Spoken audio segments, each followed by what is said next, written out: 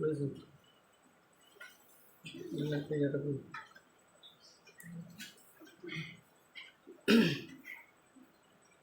জানাচ্ছি। আমি বিনোদ চন্দ্র সরকার,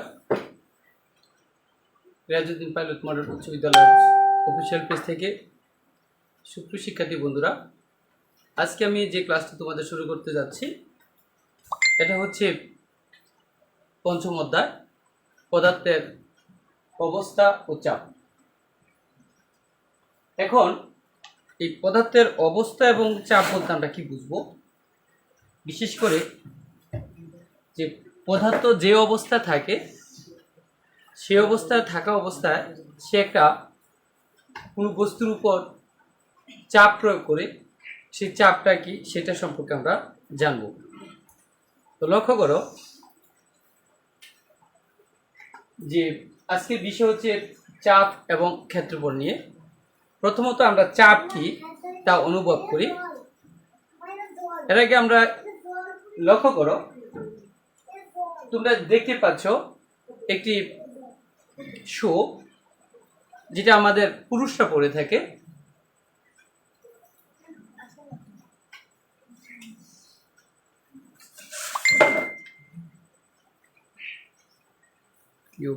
কিছু জানাই চলছে তো।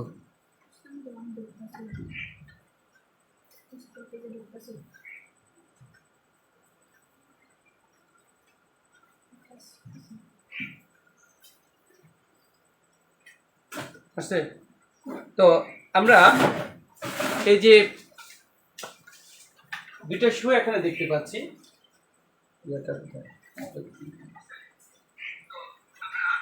লক্ষ্য করো এই যে দুইটা শুয়ের মাঝে যদি আমরা অবস্থার কথা চিন্তা করি, ধরো তুমি সমুদ্র সৈকতে হাঁটতে গিয়েছো, এখন সেখানে কিন্তু তোমাকে বিজ্ঞানসম্মত জ্ঞানটা রাখতে হবে। এই যে শু এটা যদি তুমি পরে যাও তাহলে সমুদ্র সৈকতে আমরা জানি কি আছে, যারা গিয়েছে তোমরা জানো বালি আছে। সে বালির মাঝে হাঁটতে গেলে এটা কি অবস্থা হবে? আর এই যদি এক্সাম মহিলাদের যে শুটা আছে, যে লেডিস শু যেটাকে আমরা বলে থাকি, সেটা যদি আমরা পরে যাই তাহলে কি হতে পারে? বন্ধুরা তোমরা অবশ্যই বুঝতে পারছো, যেহেতু এখানে এটা তলাটা অনেক প্রশস্ত। কেমন যে লক্ষ্য করো, আমরা যদি এরকম ভাবে চিন্তা করি যে এই শুয়ের নিচটা কিন্তু এরকম প্রশস্ত, ফলে অনেকটা অঞ্চল ধরে অনেকগুলা বালির উপর সে একত্রে চাপ প্রয়োগ করতেছে। তাহলে আমি যে বলটা প্রয়োগ করলাম সে বলটা কিন্তু অনেকগুলা বালি ভাগ করে নিয়ে গেল। তাহলে কেন ভাগ করে নিল, কিভাবে নিল? যেহেতু এখানে একটা অনেক অঞ্চল ধরে আছে, তাহলে সেখানে ক্ষেত্রফলটা কিন্তু বড়, ক্ষেত্রফল বড়।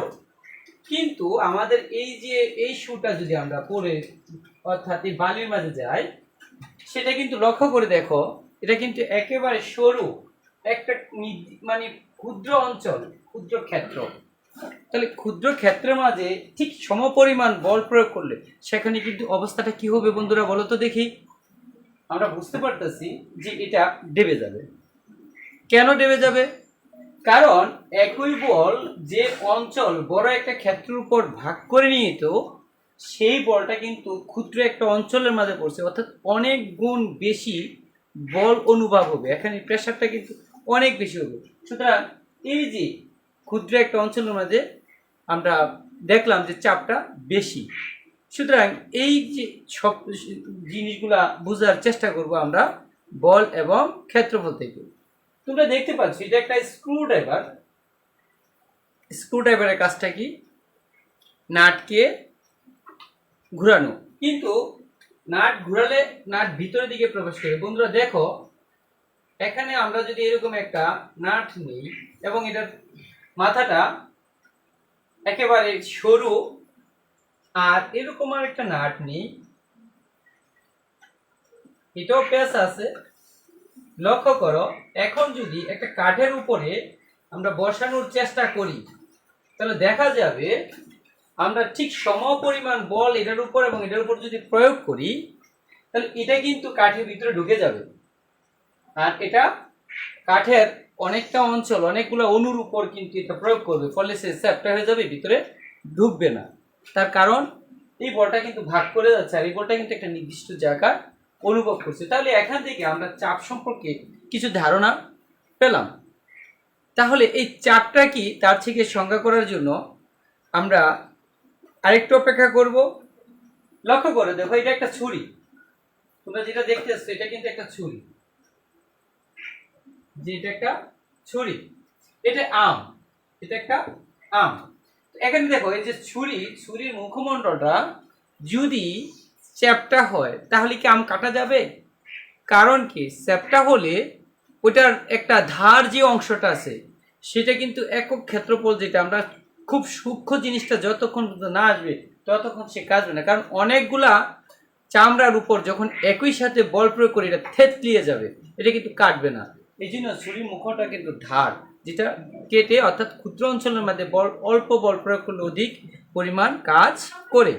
তো সুতরাং সকল ক্ষেত্রে সমান বল প্রয়োগ করা হলে আমরা দেখলাম যে কোনো কিছু বস্তু অর্থাৎ কাজ করতে পারে, কিছু বস্তু কাজ করে না। সেটি হচ্ছে ক্ষেত্রফল যত কম হয় চাপ তত কি বেশি পড়ে।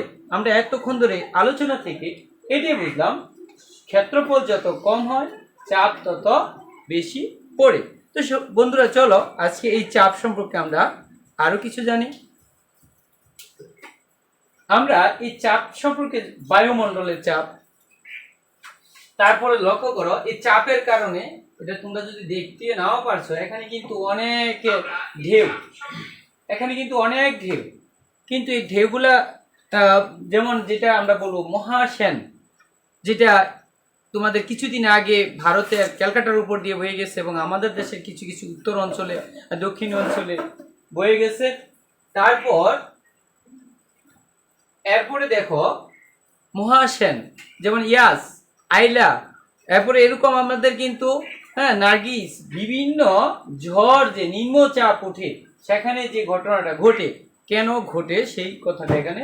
আর এটা হচ্ছে নির্দেশক, অর্থাৎ এটা আমরা পরিমাপ করাটা যেটা আমরা বুঝে থাকি। তো এই ক্ষেত্রে চাপ ও ক্ষেত্রফল সম্পর্কে একটু ধারণা এই পাঠ শেষে আমরা যা জানতে পারবো, তোমরা মনোযোগ সহকারে বুঝবা। এই জিনিসগুলো যদি তুমি চিন্তা করো কি করতে পারবে আর তুমি কতটুকু পারো এবং কেন ঘটে, কিভাবে ঘটে, সেই চিন্তাটা যদি তোমরা করো এই শিখন ফল, তাহলে কিন্তু আমাদের অনেক প্রশ্নের উত্তর এসে যাবে। তোমরা একটু মনোযোগ সহকারে দেখে নিও। এই পাঠ শেষে শিক্ষার্থীরা চাপ ও ঘনত্ব ব্যাখ্যা করতে পারবে। আমরা চাপ সম্পর্কে জানবো, ঘনত্ব মানে ঘন অর্থাৎ অণুগুলা কত কাছাকাছি সেটা সম্পর্কে জানতে পারবো।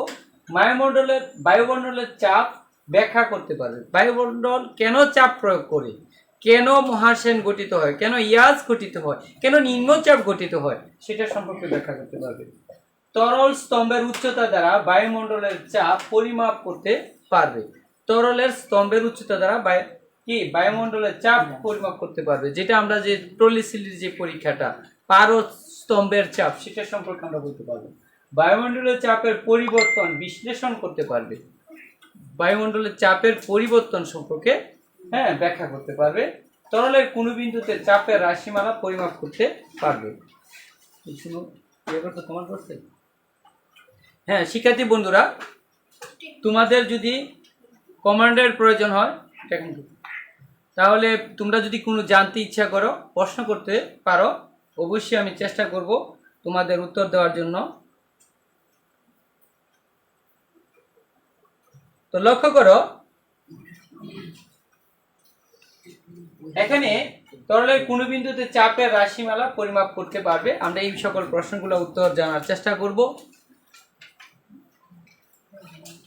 এখন তোমরা একটা দেখতে পাচ্ছ একটা বক্স, এই বক্সটা এটা কিন্তু একটা তল, লক্ষ্য করে দেখো এটা কিন্তু একটা তল, এবং এই তলটার মাঝে ভিতরটা যদি ফাঁকা হয়, আমরা যদি এটার মধ্যে বল প্রয়োগ করি এবং এটা সূর্যের ক্ষমতার বাহির হয় তাহলে তলটা কিন্তু নিচে পড়ে যাবে। কিন্তু এই যে পরিমাণ বল প্রয়োগ করলে শুধু এই সবটার উপরে, কিন্তু একক ক্ষেত্রফলের উপর যদি একটা ক্ষুদ্র অঞ্চলে সে বল প্রয়োগ করে, তার চেয়ে অনেক গুণ কম বল প্রয়োগ করে সে নিচে পড়ে যাবে। তো লক্ষ্য করো, আমরা দেখি যে এখানে বল প্রয়োগ করা হলো 28 নিউটন বল প্রয়োগ করা হলো, বস্তুটা নিচে পড়ে গেল। তাহলে লক্ষ্য করো, আমরা এক একটা বর্গাকৃতি ক্ষেত্রফল দিয়ে আমরা চিন্তা করেছি। তোমরা গণিতে দেখেছো কিভাবে আয়তক্ষেত্রের ক্ষেত্রফল পরিমাপ করা হয় একক ক্ষেত্রফলের সাথে। ঠিক সেখানে আমরা কি করলাম, এখানে প্রত্যেকটা একক বর্গ একক, তাহলে এরকম 1 2 3 4 5 6 7টা, 1 2 3 4, তাহলে 4 7 28টা। সুতরাং প্রত্যেকটা ক্ষেত্রের উপর যদি আমরা মানে সম্পূর্ণ তলটার উপর যদি ক্ষেত্র মানে চাপ প্রয়োগ করি বা বল প্রয়োগ করি, তাহলে কিন্তু সে 28টা অঞ্চলে ভাগ করে 28 নিউটন বল প্রয়োগ করা হয়। আমরা একটু দেখার চেষ্টা করি। এখানেও কিন্তু 28 নিউটন বল, এটা একটু ক্ষুদ্র। এখন লক্ষ্য করো যে এখানে হচ্ছে যে 3 × 9টা বর্গ একক যদি আমরা চিন্তা করি, তাহলে কিন্তু এখানে ঠিক 28 নিউটন বল কয়টার মাঝে ভাগ হয়ে গেল? 9টার মাঝে ভাগ হয়ে গেল। তো বন্ধুরা একটু চিন্তা করো, গভীরভাবে চিন্তা করো যে কি বুঝাতে আমি চেয়েছি। এখানে লক্ষ্য করো, বল ইজ ইকুয়াল টু এফ, তারপরে ক্ষেত্রফল এ যদি হয়, আমরা দেখতেছি এই ক্ষেত্রফলগুলো যেটাকে আমরা দেখেছি, হ্যাঁ, ক্ষেত্রফলগুলো যেগুলো আমরা দেখেছি সেখানে কিন্তু আমরা যদি এভাবে ভাগ করে নেই, একটু খেয়াল করো, আমি আবারও সামনের দিকে যাচ্ছি, দেখো আমরা এই যে কতগুলা, এই 28টা ক্ষেত্রের উপর কিন্তু 28টা নিউটন বল একসাথে প্রয়োগ হচ্ছে। কিন্তু যদি 9টার উপর ঠিক এই নিউটন বলে, তা কি 1 নিউটন করে পড়বে না কম পড়বে? একটু চিন্তা করে দেখো। তাহলে আমরা দেখছি যে ক্ষুদ্র অঞ্চল হলে বলটা কিন্তু প্রচুর পরিমাণ বৃদ্ধি পেয়ে যায়। এখানে এই জিনিসটা আমরা দেখলাম। সুতরাং চাপ ইজ ইকুয়াল টু বল বাই ক্ষেত্রফল। আমরা এই ক্ষেত্রে আমরা সংজ্ঞাটা করতে পারি, একক ক্ষেত্রফলের উপর লম্বভাবে প্রযুক্ত বলকে আমরা চাপ বলি। তো এখানে যদি আমরা এই ক্ষেত্রফলের উপর এফ নিউটন বল প্রয়োগ করি, তাহলে একক ক্ষেত্রফল, এই ক্ষেত্রে আমরা বলতে পারি যে, লক্ষ্য করো, আমি দ্বিতীয়টা চিন্তা করি যে আমি 9 বর্গমিটার, যেমন এ ইজ ইকুয়াল টু যদি 9 হয়, আমরা দ্বিতীয় চিত্রটা যদি চিন্তা করি, 9 বর্গমিটার ক্ষেত্রফলের উপর 28 নিউটন বল প্রয়োগ করা হলো, এফ ইজ ইকুয়াল টু এত। তাহলে একক ক্ষেত্রফলের উপর 28/9, অর্থাৎ এফ বাই এ। এখন এখানে কিন্তু যে আমরা পাচ্ছি যে 3.1 নিউটন পার মিটার স্কয়ার, প্রতি ক্ষেত্রফলের উপর 3.1, আর এটার মাঝে হচ্ছে 1 নিউটন পার মিটার স্কয়ার। তাহলে এখানে হচ্ছে এই সবটা যদি বড় হয়, অর্থাৎ বড় ক্ষেত্রফলের উপর লম্ব প্রযুক্ত হচ্ছে 1 নিউটন, কিন্তু আমরা যদি 9টা যে ছোটটা তোমাদের দেখিয়েছিলাম এর আগে, ওটার উপর প্রয়োগ করলে 3 নিউটন, তাহলে যত ক্ষেত্রফল কম হবে বলের পরিমাণ তত বেশি অনুভূত হবে। এটি হচ্ছে চাপ। তাহলে চাপ ইজ ইকুয়াল টু বল বাই ক্ষেত্রফল। তাহলে আমরা কি শিখলাম? চাপ ইজ ইকুয়াল টু বল বাই ক্ষেত্রফল, P is equal to F by A. এবার আমরা যাব যে এটা একক। এর আগে আমরা একটু চিন্তা করি, তোমাদের বইয়ের মাঝে এটা আছে, লক্ষ্য করো এখানে চিত্রগুলো দেখে তোমরা কি অনুভূত করছো একটু চিন্তা করে বলো। আমি একটু সুবিধা করে দিচ্ছি, এখানে এক হাত দিয়ে ধাক্কাচ্ছে, এখানে 2 হাত দিয়ে, আর এখানে সমস্ত শরীর দিয়ে। বন্ধুরা বলো এখন কোন ধাক্কার ফলে পাথরটা নড়েছে? অনেকেই উত্তরটা সঠিক বলে বলতে পারবা যে এক হাত দিয়ে যেটাকে ধাক্কাচ্ছে সেইটাই কিন্তু দেখো তার পজিশন কিছুটা লড়ে গেছে, আর সেটা কিন্তু একটু হেলে আছে, 2 দিক গিয়া। এখন এটা সমস্ত শরীর কিছুই লড়ে নাই। এখন বলো তো বন্ধুরা কেন ঘটনা ঘটলো? যখন আমি এক হাত দিয়ে ধাক্কা দিচ্ছি, তাহলে আমার ক্ষুদ্র অঞ্চলে যে সমস্ত শক্তিটা প্রয়োগ হচ্ছে। যখন 2 হাত দিয়ে দিচ্ছি, তাহলে লক্ষ্য করো ক্ষেত্রফল কিন্তু 2 জায়গায় চলে গেছে, এবং কিন্তু আমি ধাক্কা দিচ্ছি ঠিকই, একই বল প্রয়োগ করছি, কিন্তু ভাগ হয়ে ক্ষেত্রফল বেড়ে গেছে। ভাগ করে নিয়ে গেছে, সুতরাং সে কিন্তু অনুভূত অনেক কমে গেছে। আর সমস্ত শরীর দিয়ে যখন ধাক্কা দিচ্ছি, তাহলে এখানে আমার অর্থাৎ বুক থেকে আরম্ভ করে নিচের যতটুকু আমার এখানে লেগে আছে সবটা জায়গার মাঝে ভাগ হয়ে গেছে।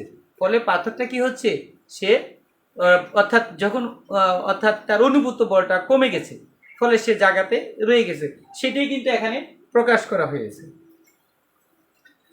চিত্রে কতটুকু জায়গায় বল প্রয়োগ করা হচ্ছে তার উপর চাপ নির্ভর করছে। চাপ চাপ আমরা যেটাকে প্রেসার বলি, কোনো পৃষ্ঠে একক ক্ষেত্রফলের উপর লম্বভাবে প্রযুক্ত বলের মানকে চাপ বলে। চাপ ইজ ইকুয়াল টু বল বাই ক্ষেত্রফল। কোনো পৃষ্ঠে একক এ ক্ষেত্রফলের উপর যদি এফ বল প্রয়োগ করা হয়, তাহলে চাপ is equal to F by A. এটি একটি স্কেলার রাশি, চাপ একটি স্কেলার রাশি। এখন আমরা যেটা এখানে দেওয়া আছে, হয়তো তোমাদের যেহেতু আমি ডিজিটাল ভাবে দেখাচ্ছি বা বুঝতে কষ্ট হচ্ছে, আমি একটু লিখে দেখাচ্ছি। লক্ষ্য করো, এখানে আমরা বলছি কি, চাপ চাপ ইকুয়াল বল বাই ক্ষেত্রফল, বল বাই ক্ষেত্রফল। তাহলে বল কি, বল ইজ ইকুয়াল টু ভর পূরণ ত্বরণ বাই ক্ষেত্রফল হচ্ছে দৈর্ঘ্য পূরণ প্রস্থ, দৈর্ঘ্য পূরণ প্রস্থ। ভর মৌলিক একক গুণ ত্বরণ, ত্বরণ আবার আমরা জানি কি, ত্বরণ হচ্ছে সরণ বাই সময় স্কয়ার। আমি একটু আগে নিয়ে গেলাম, সময় স্কয়ার। আর দৈর্ঘ্য পূরণ দৈর্ঘ্য, যেটা দৈর্ঘ্য পূরণ প্রস্থ, আমরা যদি একক হয় তাহলে দৈর্ঘ্য পূরণ দৈর্ঘ্য একটি হয়ে যায়। আমি লিখি দৈর্ঘ্য পূরণ প্রস্থ। এখানে আমরা যদি এটাকে ভাগ করি, তাহলে ভর পূরণ সরণে কিন্তু দৈর্ঘ্য, তাহলে সরণ অতিক্রান্ত দূরত্ব, আর এখানে দৈর্ঘ্য পূরণ সময় স্কয়ার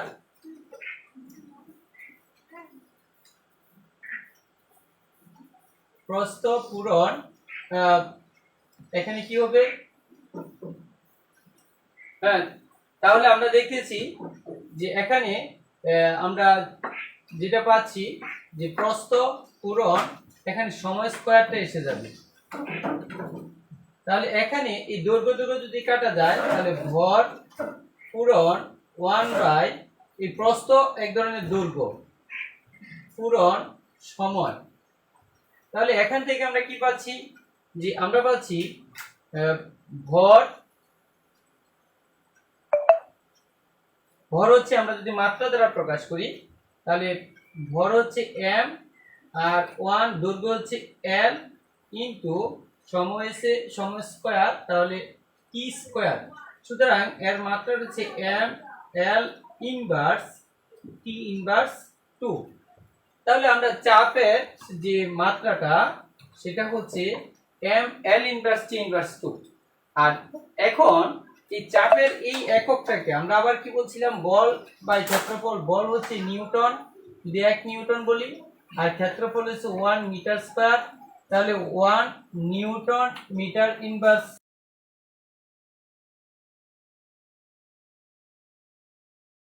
প্যাসকেল। তাহলে 1 প্যাসকেল অর্থাৎ 1 নিউটন একক ক্ষেত্রফলের উপর যদি 1 নিউটন বল প্রয়োগ করা হয়, তাহলে যে চাপ অনুভূত হয় সেটাকে আমরা বলি 1 প্যাসকেল। সুতরাং আমরা কিন্তু এর মাত্রা সম্পর্কে জেনে গেলাম, তারপরে একক সম্পর্কে জানলাম, এটা হচ্ছে একক। তাহলে চাপের একক হচ্ছে প্যাসকেল। 1 মিটার স্কয়ার ক্ষেত্রের উপর 1 নিউটন বল প্রয়োগ হলে যে চাপ সৃষ্টি হয় তাকে আমরা বলি 1 প্যাসকেল। তো সুতরাং তোমরা এটা ভালো করে দেখে নিও। এবার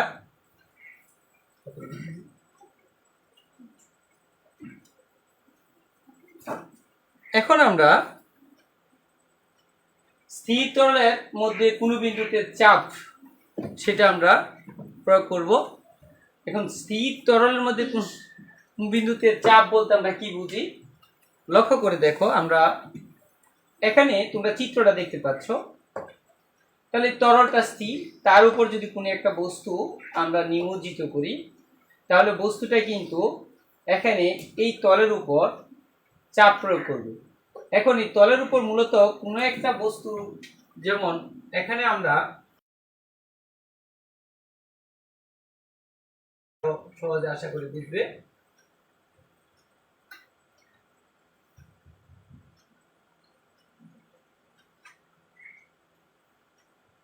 এখানে আমরা যদি এটাকে সম্পূর্ণটাকে পানি দ্বারা পূর্ণ করি, এটার মধ্যে কোনো বস্তুই দিলাম না ধরো, তাহলে এইটা হচ্ছে তল, আর এখান থেকে এখানে উচ্চতাটা হচ্ছে এইচ। এখন এই তলের উপর কে চাপ দিবে, এই তলের উপর কে চাপ দিবে, তাহলে বুঝতে পারছো এখানে যে তরলটা আমরা যদি এটাকে উপরে উঠাতে চাই, যদি তল না থাকে তাহলে পানিটা কিন্তু পড়ে যাবে, তাহলে উপরের পানিটাই কিন্তু এটার উপর চাপ দিচ্ছে। তাহলে এই ক্ষেত্রফল, এটা হচ্ছে ক্ষেত্রফল, তাহলে এই ক্ষেত্রফলের উপর লম্বভাবে প্রযুক্ত বলটা হচ্ছে তরলের ওজন। তাহলে আমরা দেখতেছি এখানে এই ক্ষেত্রফলের উপর লম্বভাবে প্রযুক্ত বল